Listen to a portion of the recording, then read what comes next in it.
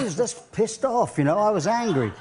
At what? Well, you know, you go through a divorce. Phil Collins, el legendario músico conocido por su potente voz y su icónica forma de tocar la batería, siempre ha sido una figura muy querida en la música. Sin embargo, a sus 73 años, ha hecho una revelación personal que ha dejado a sus fans con el corazón roto. Hoy desvelamos los detalles de la reciente confesión de Phil Collins sobre su salud y cómo está afectando a su vida. Desde el éxito como batería y cantante de la banda de rock Genesis, hasta los constantes contratiempos matrimoniales, el batería inglés Phil Collins también ha tenido que soportar problemas de salud. ¿Cuáles son esos problemas de salud? Ahora, profundicemos en las desgarradoras condiciones de salud de Phil Collins, reveladas por él mismo. Pero antes de adentrarnos en sus problemas de salud, es importante que conozcamos bien su carrera y su ascenso a la fama. Si la música de Phil Collins influyó en tu vida, comenta uno a continuación. Phil Collins nació en el seno de una familia profundamente arraigada en el mundo del espectáculo. Su padre, Greville Philip Austin Collins, trabajaba como agente de seguros en London Assurance, mientras que su madre, Winifred June Collins, empezó su carrera en una juguetería antes de convertirse en agente de contratación en la Barbara Speake Stage School de East Acton, Londres. Collins creció en un hogar creativo y era el menor de 3 hermanos. Su hermana, Carol, se dedicó profesionalmente al patinaje sobre hielo antes de seguir el camino de su madre y trabajar en una agencia teatral. Su hermano, Clive, fue reconocido como dibujante de talento, lo que añadió otro toque artístico a la dinámica familiar. A pesar de los diferentes caminos que tomaron sus hermanos, estaba claro que Phil estaba destinado al mundo de la música desde una edad temprana. La pasión de Collins por la música se encendió cuando recibió una batería de juguete por Navidad, a la tierna edad de 5 años. Este sencillo regalo marcó el comienzo de lo que se convertiría en una historia de amor con la batería para toda la vida. Reconociendo su entusiasmo, sus tíos le fabricaron más tarde una batería improvisada, con triángulos y panderetas, todo perfectamente guardado en una maleta. A medida que crecía, sus padres apoyaron su incipiente talento proporcionándole baterías más completas y permitiéndole practicar tocando con la música de la televisión y la radio. Uno de los primeros indicios de la habilidad musical natural de Collins se produjo durante unas vacaciones familiares en el campamento de vacaciones Butlins, cuando solo tenía 7 años. Se presentó a un concurso de talentos y eligió cantar la balada de Davy Crockett. Sorprendentemente, paró a la orquesta en mitad de la actuación para corregir el tono, demostrando un oído musical extraordinario incluso a una edad tan temprana. Esta temprana experiencia prefiguró el perfeccionismo y la atención al detalle que más tarde definirían su carrera.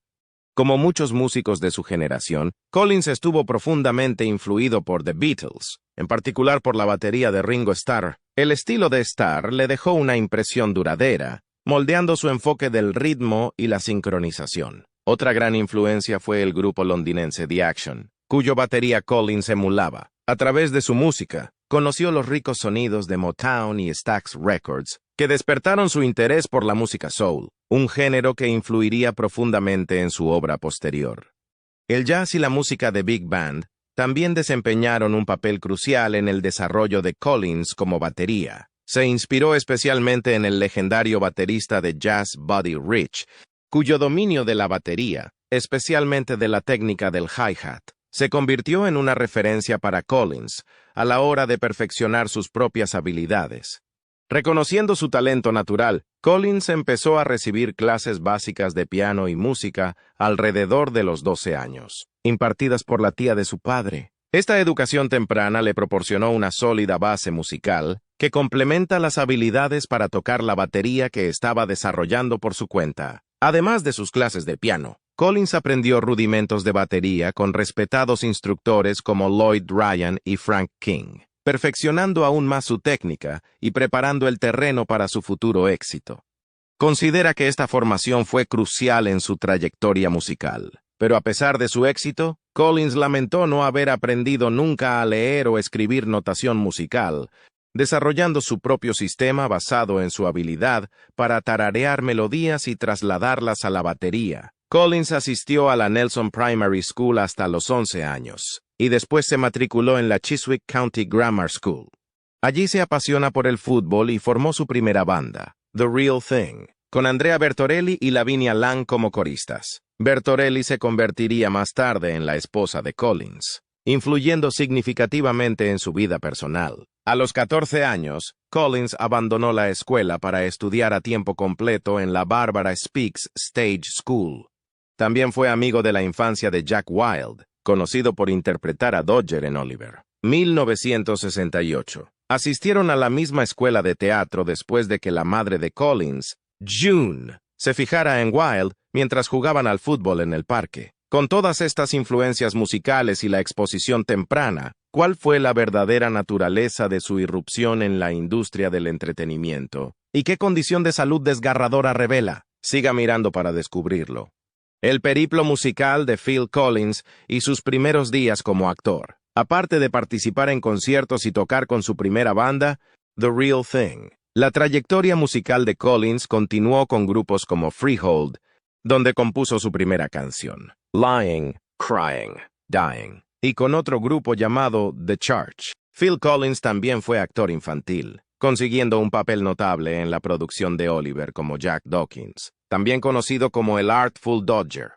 Phil Collins tuvo un papel no acreditado como adolescente gritón en la película de los Beatles A Hard Day's Night. Más tarde, ese mismo año, consiguió el papel del Artful Dodger en el musical Oliver del West End, ganando 15 euros a la semana y considerándolo el mejor papel para un niño en todo Londres. Su etapa como Dodger terminó cuando se le quebró la voz durante una representación, lo que le obligó a pronunciar sus líneas. En 1967, protagonizó Calamity the Cow, pero dejó de actuar tras una disputa con el director para centrarse en la música. Estuvo a punto de aparecer en Chitty Chitty Bang Bang en 1968 y se presentó a una audición para Romeo y Julieta ese mismo año, pero no consiguió los papeles. También enseñó el baile crunch de una campaña publicitaria de Smith's Crisps. A pesar de su temprano éxito como actor, pronto quedó claro que su verdadera pasión era la música, especialmente la batería. Durante sus años escolares, tocó la batería en varias bandas locales. Como su pasión por la música crecía durante sus años de actor, visitaba con frecuencia el Marquee Club, donde ayudaba en las tareas y veía a grupos como The Action y Yes, que le influyeron enormemente. Tras unas audiciones infructuosas para Vinegar Joe y Manfred Mann, Chapter 3, se unió a la Cliff Charles Blues Band, y después a los Gladiators, tocando junto a su compañero de colegio Ronnie Carroll. La entrada formal de Phil en la escena musical comenzó con su participación en una banda llamada Flaming Youth. En 1969, cuando aún eran adolescentes, Collins y Carroll se unieron a la banda de acompañamiento de John Walker para una gira europea, lo que dio lugar a la formación de la banda de rock Hickory, más tarde rebautizada como Flaming Youth. Grabaron y publicaron su primer y único álbum, un disco conceptual llamado Ark Sodo, que trataba sobre la evacuación del hombre de una tierra en llamas. Aunque el álbum no alcanzó un gran éxito, fue bien recibido por la crítica y desde entonces se ha convertido en un favorito de culto, en gran parte debido a la fama posterior de Phil. Al darse cuenta de que Flaming Youth no estaba destinado a durar, Phil empezó a buscar nuevas oportunidades, lo que le llevó a unirse a la banda Genesis. Tras la separación de Flaming Youth en 1970, Collins tocó las congas en Art of Dying, de George Harrison, pero su papel fue omitido. Éxito con Genesis como batería y vocalista. En julio de 1970, el grupo Genesis, que había firmado con Charisma Records y grabado su segundo álbum, Trespass, sufrió un revés cuando el batería John Mayhew y el guitarrista Anthony Phillips abandonaron la banda.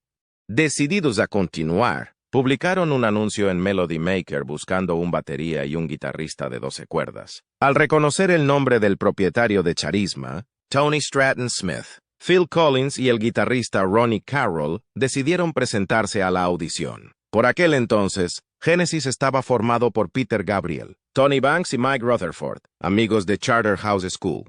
Collins y Carroll llegaron pronto, lo que permitió a Collins bañarse en la piscina de los padres de Gabriel y escuchar a los bateristas que le precedían. Collins describió la música de la banda como suave y armoniosa. El 8 de agosto de 1970, Collins se convirtió en el batería de Genesis. Tras un descanso de 2 semanas, la banda decidió que Carroll no era el adecuado y contrató a Steve Hackett en 1971. De 1970 a 1975, Collins tocó la batería y cantó coros en los álbumes de Genesis y durante los conciertos. En su primer álbum con la banda, Nursery Crime, participó como vocalista en For Absent Friends. También cantó More Fool Me en su álbum de 1973, Selling England by the Pound. Durante la grabación de The Lamb Lies Down on Broadway, Collins tocó la batería en Taking Tiger Mountain by Strategy, de Brian Eno. En agosto de 1975, Peter Gabriel abandonó Genesis, lo que llevó a la banda a buscar un nuevo vocalista. Tras la audición de muchos aspirantes, Collins, que había cantado como corista durante las audiciones, asumió el papel de cantante principal. El álbum resultante, A Trick of the Tail, fue un éxito comercial y de crítica, alcanzando el número 3 en el Reino Unido y el 31 en Estados Unidos. Rolling Stone elogió a la banda por convertir la marcha de Gabriel en su primer gran éxito estadounidense. Sin embargo, antes de este importante paso en su carrera, Phil se enfrentó a una tragedia personal con la pérdida de su padre, que marcó un sombrío capítulo en sus primeros años de vida. Rebel Collins falleció el día de Navidad. Phil, que tenía solo 21 años en 1972, empezaba a establecerse como músico profesional cuando su padre enfermó.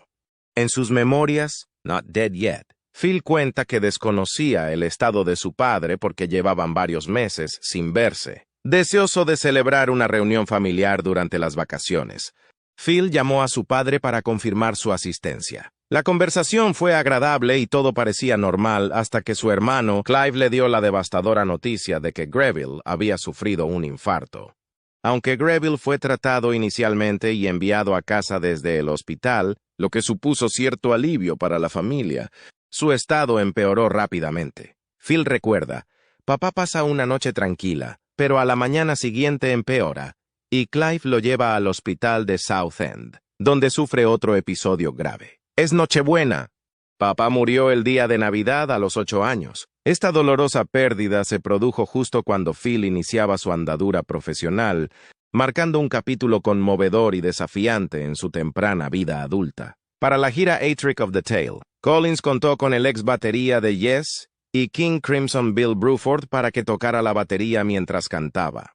Wind and Wuthering fue el último álbum de Genesis con Hackett antes de que abandonara el grupo. En 1976, Collins incorporó a la formación de Genesis al batería estadounidense Chester Thompson, que había tocado con Frank Zappa y Weather Report. Thompson siguió siendo un miembro clave de las bandas de acompañamiento de Genesis y Collins hasta 2010, cuando Collins, Banks y Rutherford decidieron continuar con Genesis como trío en 1977. Grabaron y luego fueron 3. Este álbum supuso un cambio de sus raíces de rock progresivo a un sonido pop rock más apto para la radio, y contó con su primer sencillo en el top 10 del Reino Unido y en el top 40 de EE. Oh, Follow You, Follow Me. Para entonces, el éxito comercial de Genesis permitió a Collins y a su esposa mudarse a Old Croft, una casa en Chalford, Surrey, en la primavera de 1978. En mayo de 1983, Collins, Banks y Rutherford grabaron el álbum homónimo de Genesis, que culminó con una gira que concluyó con actuaciones en Birmingham. ¿Te has preguntado alguna vez cómo era la vida de Phil Collins más allá de Genesis? No te pierdas los detalles. Durante su etapa como batería de Genesis, Phil Collins trabajó como invitado y en proyectos en solitario. En 1973, tocó con Steve Hackett en el debut en solitario del ex guitarrista de Yes, Peter Banks. En 1975, Collins contribuyó con voz, batería, vibráfono y percusión al primer álbum en solitario de Hackett, Voyage of the Acolyte. También participó en varios álbumes de Brian Eno, como Another Green World, Before and After Science y Music for Films. Poco después, Collins se unió al grupo de jazz fusión Brand X, sustituyendo al batería Phil Spinelli, y grabó sus dos primeros álbumes, Unorthodox Behavior y Moroccan Roll. Además, tocó la percusión en Johnny the Fox, The Thin Lizzy, y cantó en el primer álbum en solitario de Anthony Phillips, The Geese and the Ghost, en febrero de 1981. Phil Collins publicó su primer álbum en solitario, Face Value. Para distanciarse de Charisma Records, firmó con Virgin Records y Ware for American Distribution, y supervisó cada paso de la producción, incluida la redacción a mano de las notas de presentación. Su divorcio influyó mucho en los temas del álbum. Tenía mujer, 2 hijos, 2 perros, y al día siguiente no tenía nada. Collins produjo el álbum con Hugh Padgham, con quien había trabajado en el álbum de Peter Gabriel de 1980. Face Value fue un éxito, alcanzando el número 1 en el Reino Unido y figurando en las listas internacionales. El single principal, In the Air Tonight, alcanzó el número 2 en el Reino Unido y se hizo famoso por su característico sonido de batería. Collins interpretó In the Air Tonight y The Roof is Leaking en un concierto benéfico de Amnistía Internacional en septiembre de 1981. Ese año también produjo el álbum de John Martyn Glorious Fool. Su segundo álbum en solitario, Hello I Must Be Going, salió a la venta en noviembre de 1982, con canciones inspiradas en sus problemas matrimoniales. Alcanzó el número 2 en el Reino Unido y el número 8 en Estados Unidos, vendiendo 3 millones de copias. El sencillo You Can't Hurry Love alcanzó el número 1 en el Reino Unido y el número 10 en Estados Unidos. Collins realizó una gira por Europa y Norteamérica para apoyar el álbum y más tarde colaboró con Robert Plant y Adam Ant. Collins también escribió e interpretó Against All Odds para una película romántica, alcanzando el número 1 en el Billboard Hot 100 y ganando un Grammy. Su tercer álbum, No Jacket Required, publicado en febrero de 1985, supuso un cambio hacia canciones más alegres y bailables. Con éxitos como Sussudio y One More Night, vendió más de 12 millones de copias en Estados Unidos. Collins ganó numerosos premios, entre ellos 3 Grammy y 2 Brit Awards. A pesar de su éxito en solitario, Collins insistió en que no abandonaría Genesis y, en octubre de 1985, se reunió con Banks y Rutherford para grabar Invisible Touch, el álbum más vendido de Genesis. En agosto de 1989, Collins actuó con The Who y grabó su cuarto álbum, pero en serio, abordando temas sociales y políticos. Publicado en noviembre de 1989, fue un éxito comercial, con Another Day in Paradise alcanzando el número 1 en el Billboard Hot 100 y valiéndole a Collins un premio Grammy. A mediados de los 90, Collins publicó 2 álbumes más, Both Sides y Dancing to the Night. Escribió e interpretó canciones para Tarzán, de Disney, en 1999, y ganó un Oscar y un Globo de Oro por You'll Be in My Heart. El 29 de marzo de 1996, Phil Collins anunció que abandonaba Genesis para centrarse en su carrera en solitario. Por aquel entonces formó la Phil Collins Big Band, en la que tocaba la batería. Inspirado por el proyecto Burning for Body de Neil Peart, Collins llevaba tiempo queriendo formar una Big Band. Tras mudarse a Suiza, recibió una invitación para actuar en el Festival de Jazz de Montreux, lo que propició la formación de la banda. Con Quincy Jones como director de orquesta y Tony Bennett a la voz, realizaron una gira por festivales de jazz de verano en julio de 1996, interpretando versiones jazzísticas de canciones de Genesis y de Collins en solitario. Su primera actuación fue en el Royal Albert Hall para un concierto del Prince's Trust al que asistieron la reina Isabel II y Nelson Mandela. Collins incluso creó sus propias partituras para aprender sus partes. En 2000, recibió una estrella en el Paseo de la Fama de Hollywood. En 2003, Phil compuso y actuó para Brother Bear, de Disney, lo que le valió el ingreso en el Songwriters Hall of Fame. Desde 2006 hasta la actualidad, el grupo Genesis se ha reunido en varias ocasiones para ofrecer diversos conciertos y giras. Esto se hizo cada vez más difícil para Collins debido al deterioro de su salud. En una de esas reuniones, en 2022, se les unió Nick, el hijo de Collins, a la batería, dejando a su padre la voz principal. Tras verse incapaz de tocar sus queridos instrumentos y sentirse cada vez más desconectado de la industria musical, en la que una vez prosperó, Phil Collins tomó la difícil decisión de anunciar su retirada en 2011. A esta decisión se sumó la rescisión de su contrato con Atlantic Records en Estados Unidos, donde ya no tenía sentido de pertenencia ni conexión con los ejecutivos. Pero, ¿qué precio tuvo que pagar Phil por una carrera tan floreciente? Descubramos el controvertido divorcio de su primera esposa. Por desgracia, convertirse en el vocalista de Genesis podría haber sido más importante que la familia. El compromiso de Phil con Genesis tras convertirse en vocalista en 1975 le llevó a salir de gira durante 2 años con la banda justo después del nacimiento de su primer hijo, Simon. En sus memorias, reflexiona: en teoría, Genesis podría haber retrasado el álbum para que yo pudiera estar en casa, para el nacimiento sin pánico o viajes de emergencia sobre el Mar del Norte. Pero esto es Genesis y el espectáculo debe continuar.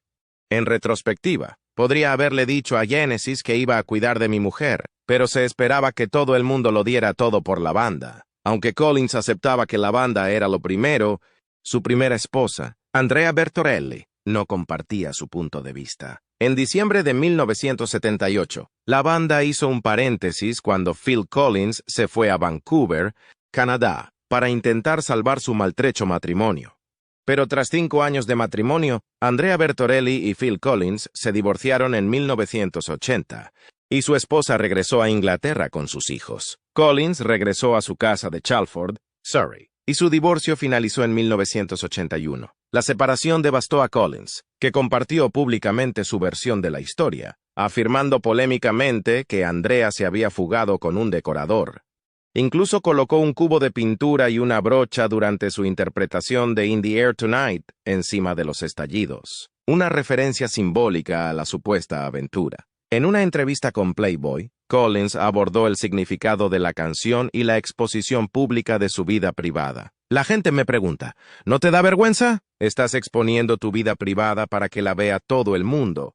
Es como si no debiera dejar que la gente viera que me han hecho daño, que lloro, que hago cosas poco varoniles, pero no me avergüenzo. Durante 30 o 50 años después de su divorcio, Bertorelli tuvo que soportar que su vida privada se difundiera por todo el mundo a medida que crecía la fama de Collins. En 2015, por fin habló para compartir su versión de la historia.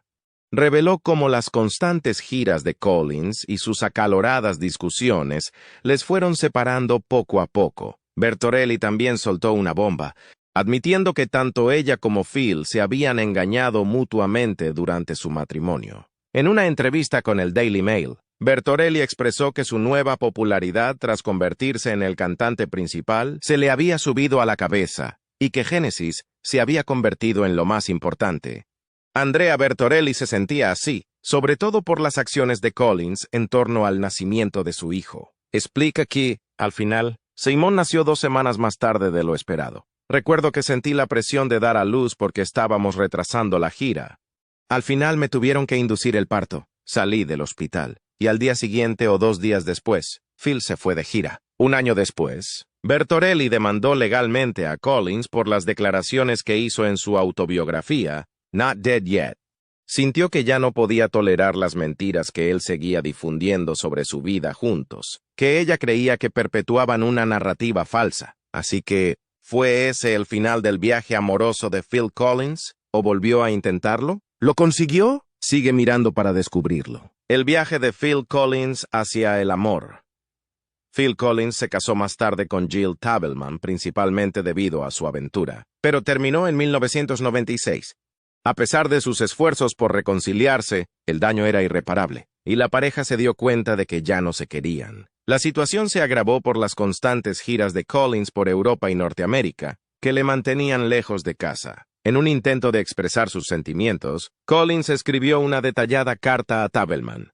Desgraciadamente, decidió enviarla por fax, que era el medio de comunicación predominante en aquella época. Los medios de comunicación se enteraron de la carta, lo que provocó una gran polémica, con titulares que decían erróneamente que Collins se había divorciado de su mujer por fax. La reputación de Tabelman quedó muy dañada como consecuencia de este engaño, que también dañó la reputación de Collins ante la opinión pública. En 1999, Collins se casó por tercera vez, esta vez con Orion Seavey. La pareja tuvo 2 hijos después de casarse. Por otro lado, Seavey sufrió una depresión posparto tras el nacimiento de su segundo hijo, lo que provocó muchas peleas y conflictos que finalmente desembocaron en su separación. Lily, la hija adolescente de Collins, fruto de su anterior matrimonio, se vio muy afectada por su separación en 2006. Había desarrollado una estrecha relación con Orion, que se había convertido en una segunda madre para ella. Esto hizo que la separación fuera extremadamente difícil para Lily. Cuando Collins reflexionó sobre sus matrimonios anteriores en sus memorias, se encontró lleno de profundos remordimientos. «Estoy descontento por el hecho de haberme casado 3 veces», escribió. «El hecho de que me haya divorciado 3 veces me resulta aún más descorazonador». Continúa diciendo que, aunque el hecho de haberse divorciado 3 veces podría dar la impresión de que tiene una actitud descuidada hacia el matrimonio, no es así en absoluto. Además de ser un romántico, tengo la esperanza y la creencia de que el matrimonio es algo que debe atesorarse y que perdurará. Criticar a Leven. En la cima de su éxito, Phil Collins era lo bastante famoso como para convertirse en tendencia. A mediados de la década de 1980, Collins declaró en una entrevista para Playboy que le habían impactado profundamente los comentarios desfavorables de los medios de comunicación. Según sus declaraciones, creo que muchos críticos vieron a las fans en mis conciertos, a esas chicas gritonas entre el público, y no entendían lo que decía. A pesar de que no lo pedí, acabé recibiendo todas esas tonterías de estrella del pop sobre ser de mediana edad, tener sobrepeso y estar calvo. Y eso duele. Con el paso del tiempo, las críticas se hicieron cada vez más severas, y algunas se volvieron totalmente crueles. Según los rumores, la crítica Julie Burchill se refirió a él como el tipo más repulsivo desde que George Orwell hizo su debut. Los comentarios de otros músicos fueron mucho más molestos que el original. David Bowie se refirió a la década de los 80 como sus años Phil Collins, mientras que Paul McCartney se refirió a él como Pequeño Phil. Bowie dijo que su declive creativo se produjo en esta época. Noel Gallagher, guitarrista de Oasis, hizo una acusación pública contra Collins, diciendo que era un exiliado fiscal desde que se trasladó a Suiza para vivir con su esposa suiza. Se trata de un insulto adicional. Collins sufrió una de las burlas más publicitadas a raíz de varios episodios de South Park, en los que los productores del programa, Trey Parker y Matt Stone, se mofaban cruelmente de él. Pero no fue el final de los problemas de la estrella del rock. Su salud empezó a fallarle, y a partir de entonces siguió luchando. Cuando se trata de Orion Seavey, lidiar con problemas de salud y peleas legales puede ser todo un reto. Collins encontró satisfacción en el hecho de poder pasar más tiempo con sus hijos, pequeños cuando su vida profesional se detuvo bruscamente a causa del deterioro de su salud que le llevó a la jubilación repentina. Acostumbraba a recogerlos del colegio todos los días y valoraba mucho el tiempo que pasaban juntos los fines de semana y durante las vacaciones. A pesar de que disfrutaba pasando tiempo con su familia, soportaba un profundo sentimiento de melancolía debido al deterioro de su vida profesional. Collins concedió una entrevista a la revista FHM en la que se sinceró sobre los motivos personales de su decisión de retirarse de la escena pública. Después de ver los MTV Music Awards, llegué a la conclusión de que ya no soy competente en esta industria. En este momento, no tengo la sensación de pertenecer a ese lugar, y realmente dudo que alguien me eche de menos. Me parece que visualizarme a mí mismo desapareciendo por completo de la escena, quizás emprendiendo un extraño viaje en bicicleta y no volviendo nunca más, me produce una profunda sensación de satisfacción. ¿No cree que sería una forma adecuada de cerrar la narración? Más tarde, cuando Collins se había retirado de la industria musical, se enfrentó a una seria batalla contra el alcoholismo. Al principio intentó mantener una sensación de normalidad, pasando tiempo con sus hijos, Nicholas y Matthew. Esto le mantenía ocupado e interesado. Por otro lado, las cosas sufrieron una dramática transformación cuando su exmujer, Orion Seavey, tomó la decisión en mayo de 2012 de trasladarse a Estados Unidos con sus hijos, transfiriendo así la custodia de sus hijos a su nueva cónyuge. Collins se sintió profundamente afectado por esta separación, que le dejó un sentimiento de vacío que parecía insuperable. En sus memorias, Collins habló abierta y honestamente de la turbulenta época que le tocó vivir. Para convertirme en alcohólico, tuve que esperar hasta los 55 años. Me sentía cómodo en la jubilación, tras haber atravesado con éxito los volátiles años 60, los psicodélicos 70, los imperiales 80 y los emotivos 90. De repente, me derribaron, como consecuencia de la ausencia de mis hijos. Me encontré con una cantidad excesiva de tiempo libre, un vacío inmenso. Como necesitaba llenarlo de alguna manera, lo hice con alcohol, lo que casi me causó la muerte. En lo que a mí respecta, soy uno de los afortunados. Una dolencia potencialmente mortal que actuó como llamada de atención como consecuencia del consumo excesivo de alcohol por parte de Collins fue la pancreatitis aguda, que finalmente le provocó la enfermedad. Era consciente de la gravedad de la situación y tomó la decisión inmediata de buscar atención médica, lo que finalmente se tradujo en la preservación de su vida. Collins se vio obligado a enfrentarse a su adicción y a hacer grandes ajustes para recuperar su salud y bienestar a raíz de este terrible suceso, que resultó ser un punto de inflexión en su evolución. Se sometió a una extensa operación de espalda y se trasladó a Miami, lo que le situó más cerca de sus hijos y contribuyó a un considerable aumento de su bienestar general. Ambos aspectos contribuyeron a su mejoría. Por otro lado, su optimismo se vio inesperadamente cuestionado cuando una mañana se despertó porque no podía mover el pie. Cuando Collins buscó atención médica, se enteró de que su espalda y caderas habían sufrido un deterioro considerable. Como resultado, necesitó cirugía para tratar las dificultades con su nervio ciático y aliviar la insoportable agonía que estaba experimentando. Además, Collins sufrió una fractura en el pie durante este periodo, por lo que no podía caminar sin bastón. A pesar de estos obstáculos, mantuvo su determinación y declaró en una entrevista a Rolling Stone: «Pase lo que pase, podré salir ahí fuera y cantar y tocar el piano.